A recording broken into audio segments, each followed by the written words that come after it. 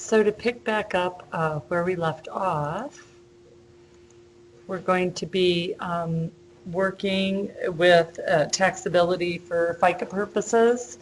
We probably got maybe 30, 35 minutes to work through the rest of these slides. We're going to do some math together, and then I'm going to show you where you need to go for Monday. Everybody needs to bring 2 copies, hard copies of a 941, which is the tax return that we have to fill out that we're going to be learning about in this chapter. So for Monday, then you're going to finish the homework from chapter 3, other than the 941s. So for today, I asked you to do the review and discussion questions. For Monday, go ahead and do the practical problems as well, but you're not going to know how to do the 941s yet. On Monday, also, please bring 2 941s because we're going to work through those together. Okay, and I'll show you where to print those off. And then we're going to finish this off today. So that's my plan. So we're talking about what are taxable wages for FICA purposes. And I think we kicked off here. We're ascertaining that it's not just the cash you're paid, right? But it's also things like fringe benefits and vacation pay and bonuses, things like that. And then I think, did we start talking about tips again? Yeah. Okay. This is actually sort of an important area, and because there's lots and lots of tipped employees, and how do we handle FICA on those wages? So you can see here that we've got this new term called allocated tips. And I think actually it might be easier to show you how this works on our little camcorder here. So, oh good, okay, so that's right. So reported tips. What does that mean specifically? So you work, say you work for the depot. Your reported tips are what? Those are the ones that you tell your employer that you got. So let's just do an example and say in the last week, you told me that your reported tips were $382. Okay? Normally, what would I do with that if I'm the depot? With that information? For tax purposes. OCI, yeah, exactly. I would add that $382 onto your wages, right? And I'm just making this up, let's say your wages were $320. I'd add on your tips, and I would withhold taxes based on $702, correct? Now, there's a second step. And that step is, if you're a large employer, that means 11 or more employees, which clearly the depot is, I have to do a check that you reported at least 8% of your gross sales. Okay? So I run your sales for the week, for your employee number, and you're a bartender for me, and you've sold $7,000 across the bar. Did you report 8%? No. So do the math on that. How much should you have at least reported?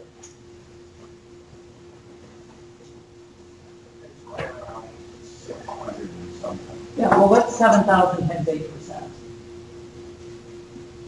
560. Thank you. Gosh, you guys really shouldn't use your calculators for that. What's 10% of 7,000? 700. 700. That's why I said it was 600 and something. Right. That, yeah. So 8% is $560. Did I report that? No, I didn't even report 8%. Okay. So what does the depot have to do? They have to allocate tips. So this really, if you're a large employer, this is the minimum, right? I didn't report that. I only reported 382. Therefore, allocated tips, 118, 178, right? What the heck does that mean, allocated tips? It means that's going to show up on your W-2 at the end of the year, and you're going to have to pay taxes on it. In other words, you're underreporting your tips, aren't you, by any stretch. First off, bartenders make a whole bunch more than 8%, right? But they're just saying minimally, if you have 11 or more employees, you have to report 8%. And if you don't do that, I'm going to allocate you tips. What does that mean? It means that at the end of the year, it's going to show up on your W-2, actually in a box that called allocated tips.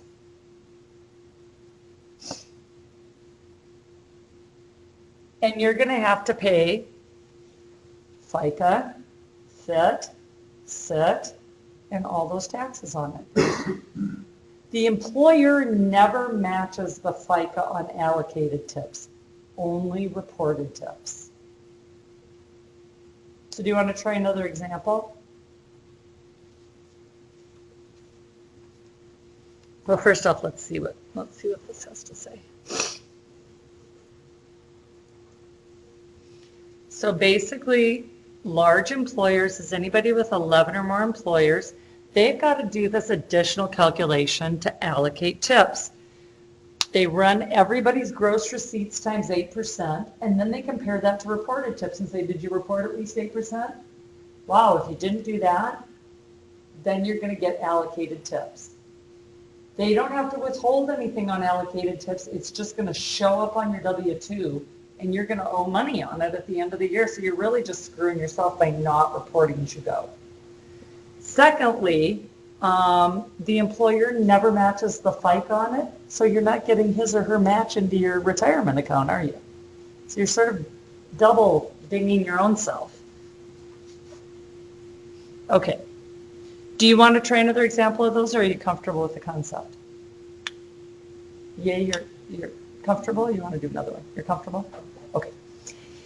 So what's specifically exempt? In other words, what don't I have to take FICA on? I definitely don't have to take FICA if meals and lodging are provided for my employees, but it's for my convenience. For example, I own a peach farm in northern Alabama. It's pretty remote, and it's not feasible for people to come in every day to harvest. So I provide lodging for them to stay there during harvest season. Okay? That's not going to show up on their W-2 because it's for my convenience as the owner of the peach farm. But if I owned a really swanky hotel and I put up my CEO in the penthouse, right? That's really more of a what? Yeah, it's a benefit or a luxury for him or her. That is compensation. I do have to take taxes on it. So you see the difference? It depends upon whose benefit is it for. Sick pay after 6 months of sick pay and the disability insurance or the disability payments kick in, I don't have to withhold FICA on that. And I don't have to withhold FICA on the difference between a regular salary and military pay after 30 days. The amount that I put into a pension plan for you, so let's say that each of you make 30 grand a year and I tell you I'm going to put in 10% of your wages into a pension plan. I take $3,000 out of my pocket, I move it into an account on your behalf. I don't have to take taxes on that. It doesn't show up on your W-2. It's a huge benefit because I'm really giving you money, but it's not going through the tax system, is it? Because it goes straight into your pension. Likewise, if I have some sort of tuition plan, a non-discriminatory education assistance plan, in other words, tuition reimbursement, if everybody's got an access to those funds up to $5,250 a year, I can help pay for your college and we don't have to pay taxes on it. So you can see the things that are exempt from tax are those that the government really wants employers to do, right? Help people with tuition, fund their retirement, things like that. Okay. So, let's see what rate they're using. Okay. This is the rate that I have on your tax tables, right? Okay, because, so these rates change, or these caps change every year. The rates never change, but the caps change. And so a lot of times we're in between additions when we're going to press, and at any rate, the number we're using here is already obsolete. But we're just gonna do all our calculations on this number as if it were the real number. The real number is 127,000, it's way higher. But at any rate, we just have to excuse the pun, we just have to choose one number and go with it. So we're going to be using this as our cap, even though it's honestly not what's in place right now. Okay. So you know all this. Just to recap.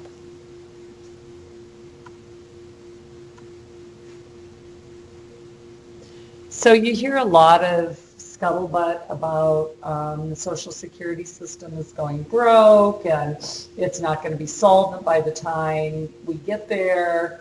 It's just pretty unnerving to many of us that we're paying in so much into the system that's supposed to provide with us when we get older, but may or may not be fiscally solvent. And really what the issue is simply, it's the shifting demographics. Like my dad had 9 brothers and sisters, right? And that was not an uncommon thing in the 20s and 30s, right? So there was a lot of workers paying in for every retired person, right? Now that pyramid is exactly opposite, where there's fewer and fewer people paying in because we're in America, we're only having 1.8 kids each. We're not even replacing ourselves. Right? Which is the first time that's ever happened statistically since we've been keeping census data. We're not even replacing ourselves, so there's fewer and fewer workers paying in right when what? Everybody's retiring. The baby boomers are retiring. So you guys, really, I guess I can look out at the basic age of most of you, you're going to be paying for my generation to all be retiring en masse, but there's not that many of you paying in. And there's a lot of us. So what does that do to the fiscal solvency of the program? Okay? Something's got to give. You've got to either reduce benefits, increase taxes, somehow bring burgeoning medical bills under control, right?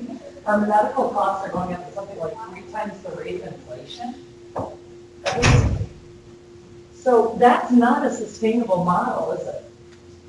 So, this ratio is 16 to 1 in the 50s and projected to be 2 to 1 by 2042. You see all sorts of doom and gloom stats. I have to laugh, not laugh, but that it's going to become technically insolvent in 2027, which is the year 1865. Of course. So does that bode particularly well for what our system is going to look like? You know, it's probably going to look really different, right? Which is yet another reason why each and every one of you have to take seriously the fact that generationally, if you're in your 20s, you will be self-funding your retirement.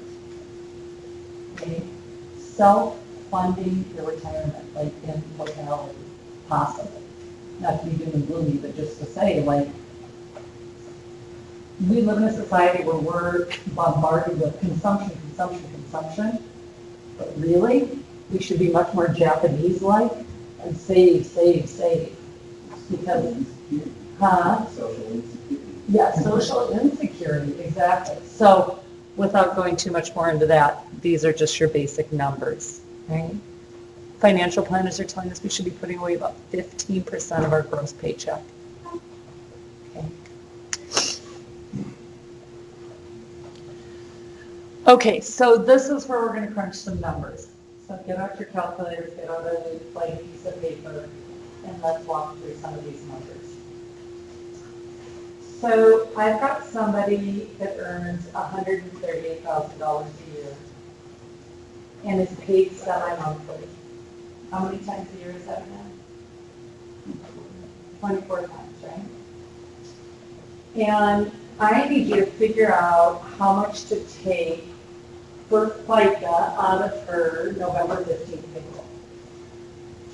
So why can't I just figure out her gross pay and multiply by 7.65? She may have capped. Right? We know that you quit taking the 6.2% when you hit 118.5. And she makes 138. I don't know just by looking at this if she set the cap yet or not, but I've got to figure that out. So what do you think the first step is? One paycheck. Yeah, go figure out what one paycheck is for. So do that first.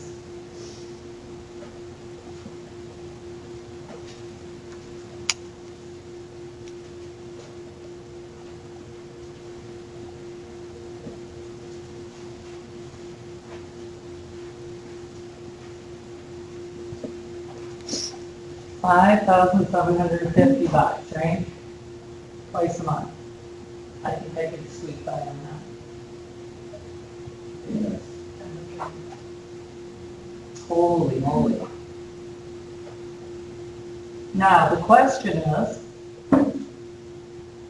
she's paid twice a month on the 15th and the 30th. We're running her November 15th paycheck. So once you get whatever the regular gross is, the next question is, how many times has she already been paid this year? I think this is going to be your 21st paycheck. She's paid on the 15th and the 30th, so her first paycheck, right? You've got to make note of the pay scheme. So she's been paid 20 times before the paycheck we're running, right? So how much has she made before today? Okay, so everybody calculate that. And the label on that is prior year-to-date gross. What was her prior year-to-date gross? And I actually want you to write these down on your paper, right? I should be showing you how to do this. Because you need to, a lot of people just do it on their calculators and it doesn't honestly make sense what they've ended up with. And they can't go back and look at the numbers.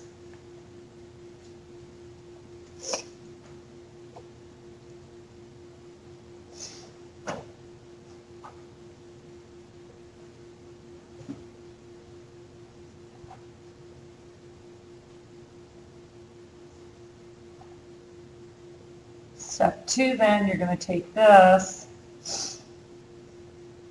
times 20 checks, right? So what is her, no, we've had 20 before today, right? So what's her prior year-to-date gross?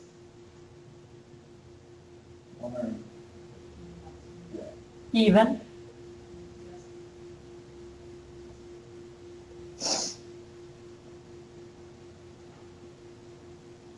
Okay, so now we're running this paycheck. So your notes should look like mine. You want to have your steps and you want to label everything. What do I do? What do I have to do? Any ideas? Yeah, I can't just apply one percentage. Her OASDI and her HI have got to be done separately, don't they? The HI is easy because there's no cap. So that's all taxable, right? But the question is, how much of the 5750 is taxable for OASDI? What do I want to do before I multiply by 0.062? Yeah?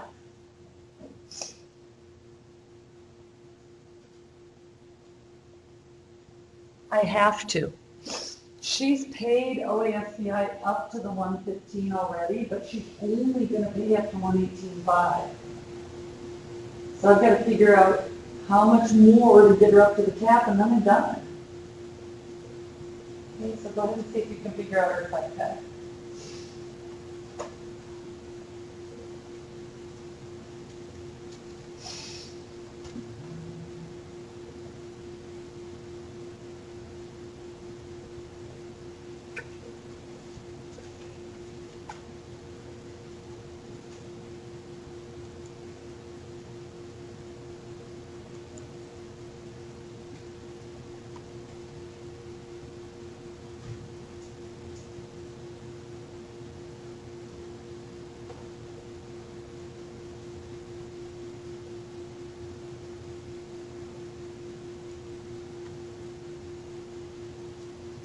So how much does she how much does she have taken out of her check then for FICA?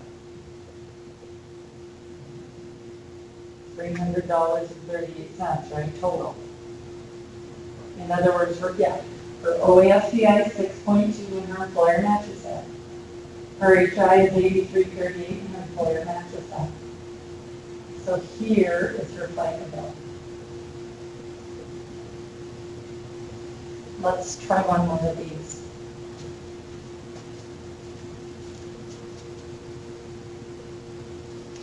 In this example, Sandeep earns $225,000 a year, and he's paid monthly. So I want you to figure out how much FICA to withhold on his his November 30th payroll.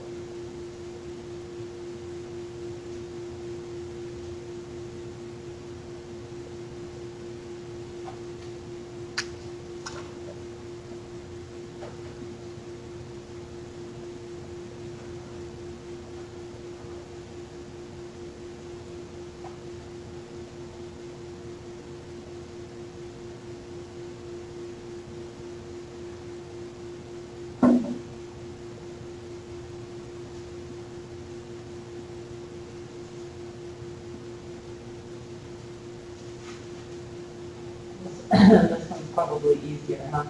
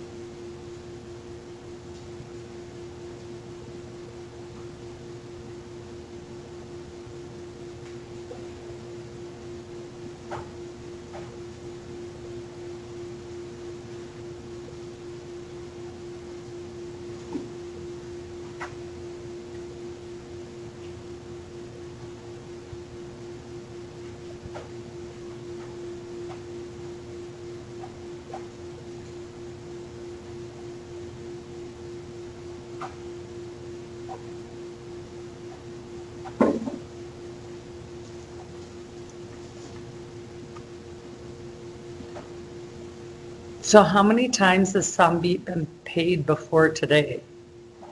10. So really, when you see that, you can just say immediately, all I have to do is multiply his gross by what? By the HI, because he's over the OESDI, isn't he? So that one's super easy. Okay, good analysis. 200 if you're single, 250 if you're married filing joint.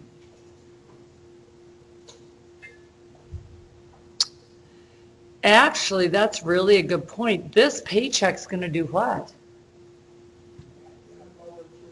This paycheck's going to put him over 200. I don't think I caught that.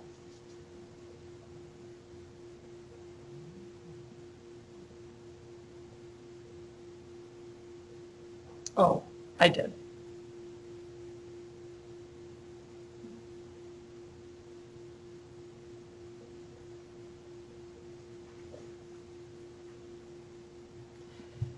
Okay, so this does get a little trickier. Just stick with me for a second. So on the capping for OASDI, you get the prior year-to-date wages, and then you've got to figure out how much till they get up to the cap, right? And that's what you pay the 6.2 on. The 0.9 tack on is for the amount that what? Is over 200,000. Are you with me? So you've got two different things. One, you pay up to a cap, and then for the 6.2, and for the HI, it's the amount, that tack on 0.9% is rate you earn over the 200,000. So before today, he earned 187.5, right? When you put today's wages with the 187.5, how much does he get to? 206,250. So how much of this paycheck is susceptible to the 0.9? 6,250. Okay. In one calculation, tell me what his tax is going to be on his last paycheck of the year. No? No, his last paycheck of the year. Oh. Just write it down. 18,750 times what? Tell me what his FICA is going to be for his last paycheck of the year. Really, it's just, you just multiply one number by one number.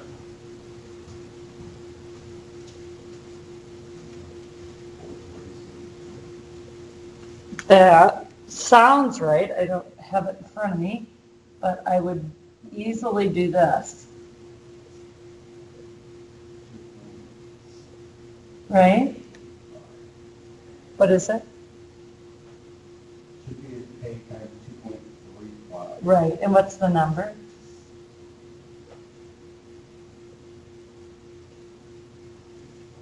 $420.63.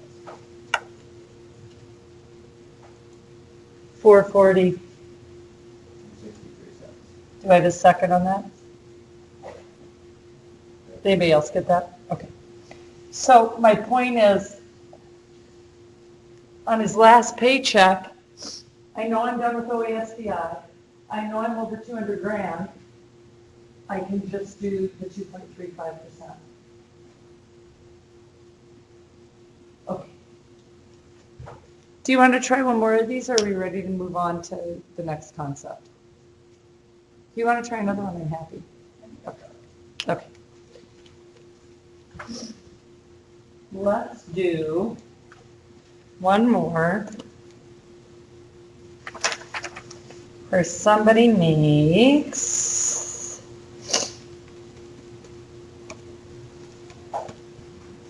$165,000 a year,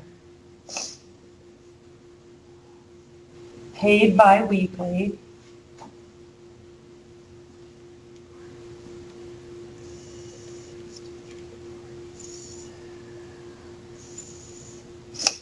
and I've been paid 18 times before today.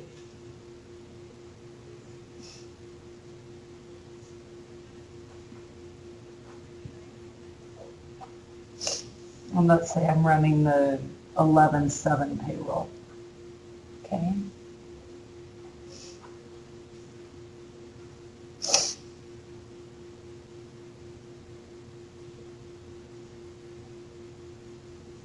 Fill in these three lines for the 11/7 payroll. So I make $165,000 a year. I'm paid bi-weekly. I've been paid 18 times before the November 7th payroll, and I want you to calculate what's happening on the 7th.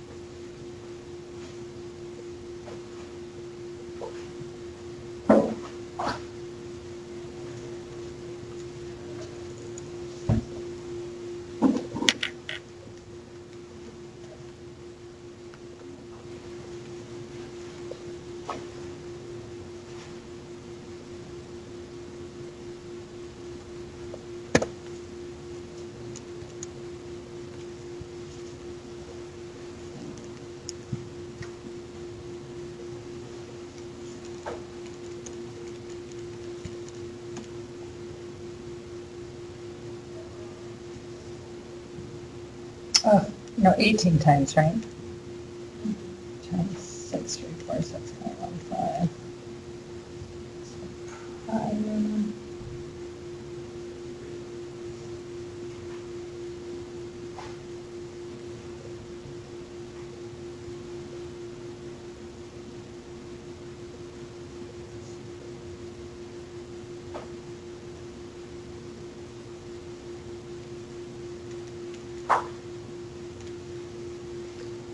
So this is the amount that I'm paying the OASDI on, yeah?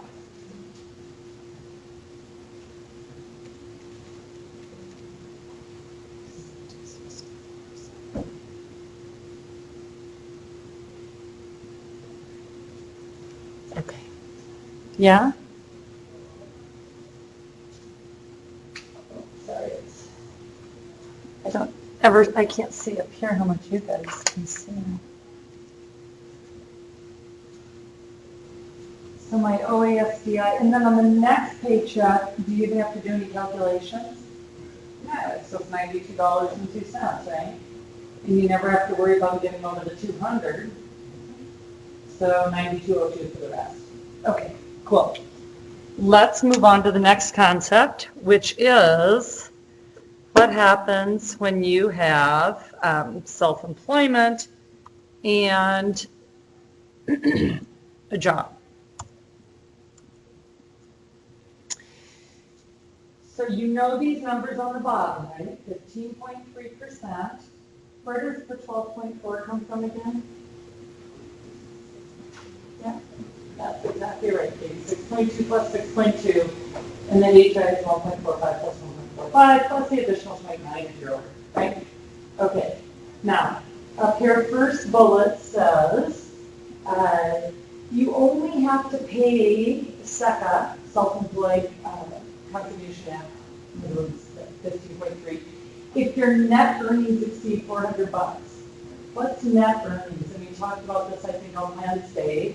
If you come and you do some landscaping for me for $1,000 and I 1099 you, is that necessarily what you're going to pay 15.3% on? No. Because if you landscape for me, what do you probably get to write off against that grant? Your lawnmower, your car, your equipment, your gas, your maintenance of your equipment. Maybe you throw a couple of bushes in, right? Okay. So the point is net earnings after all your expenses, right? Okay. Now, second bullet says, if I have more than one business, so I do some landscaping, but I'm also a dog trainer. So I have all my landscaping. At the end of the year, my net earnings is $15,000. Right, my net earnings after all my costs.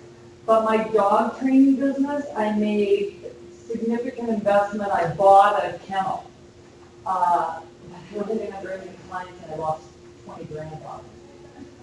I can take my earnings from my landscaping business and my loss from my dog training and net them together. You don't have to treat each business discretely, you can net them all together. So in that particular example, plus 15 minus 20, I don't have any self-employment tax. I will tell you one thing, especially around animals, dogs, and horses. The IRS will look very carefully at whether or not it's a hobby or really a business. Because a lot of people, particularly around animals, will say, this is my business, where it's really a hobby that you're not going to probably make a profit in. Okay.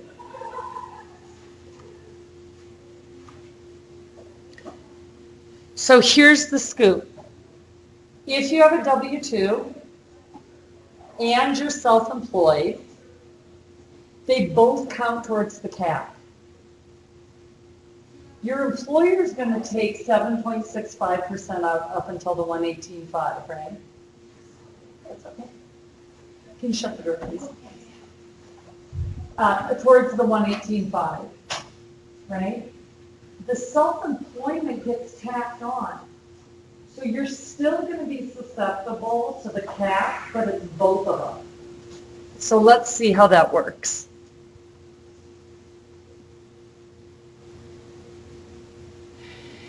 Okay, So in this first very easy example, Celia's, let's say she's an attorney, and her W-2 is $118,768. So, and then she's got some side contracts for $14,500. My question is, how much is her FICA on the $14,500? Well, what do you immediately notice on her W-2? She's capped for OASDI, right? So does she have to pay OASDI on her $14,500?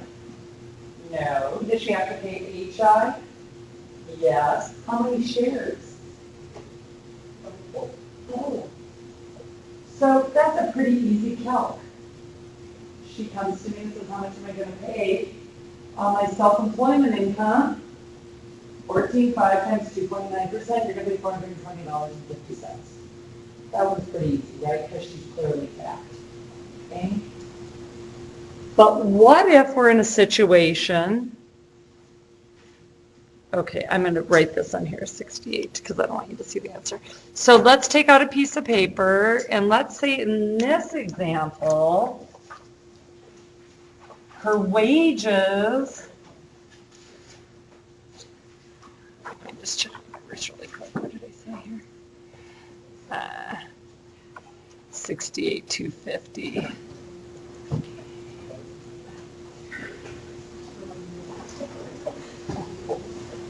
And her self-employment income. Okay. So in this example, let's say the gal's a veterinarian. She makes $68,250 at the vet clinic. But she's got a thriving, she does high-end stud work with Arabians. And she earns a ton of money as a self-employed contractor going out and working with breeders. Makes $94,500. She's going to come and say, hey, how much is my FICA on that $94,500? First off, what are the issues? What can you see immediately? How much is she going to pay? Right. Okay, why don't you do that? How much does she make it total? Not that good.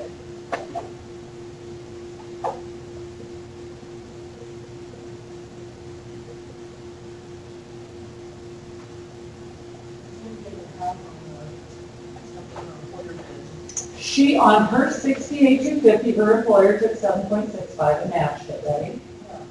But together she does what? She, huh? No. Well, she adds them. She goes over the cap together, doesn't she?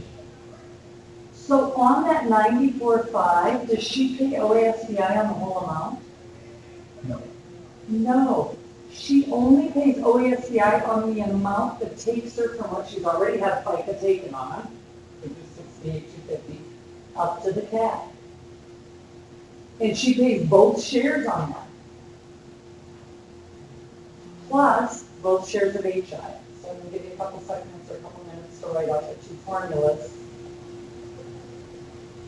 and see if we can figure out what her total self-employment tax is.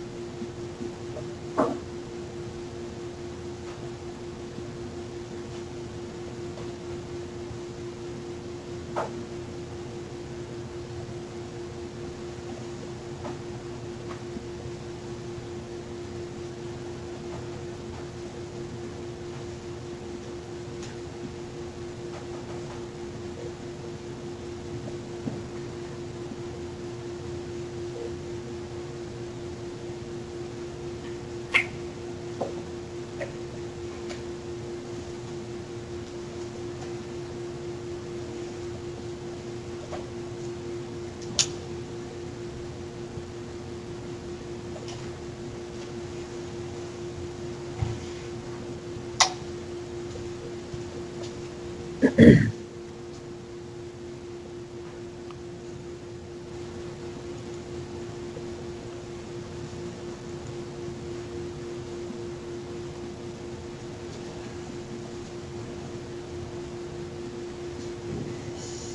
here's the scoop. She's already paid OASBI on $68,250. And she quits paying it on 118.5, right? So of her self-employment income of 94,500, 50,250 of it is susceptible to OASBI.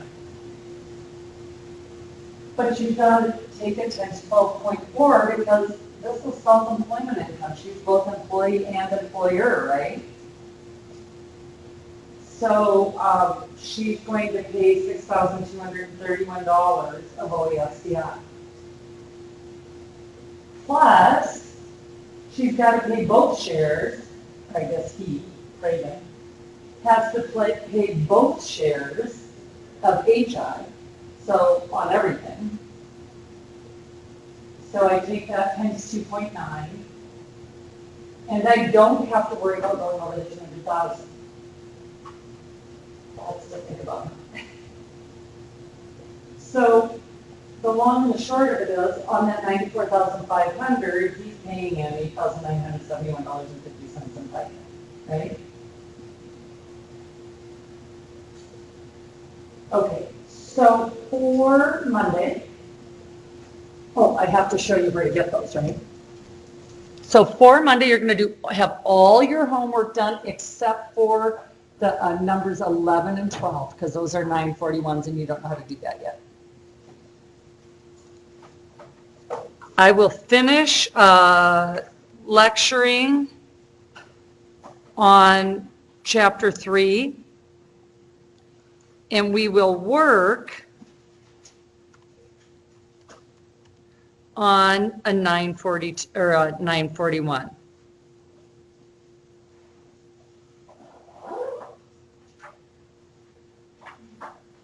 So the way to get your 941, go to irs.gov, which is, by the way, where you can go to get any forms you need for your taxes. And then you're going to go down to the bottom right tab right here that says Search Forms and Instructions.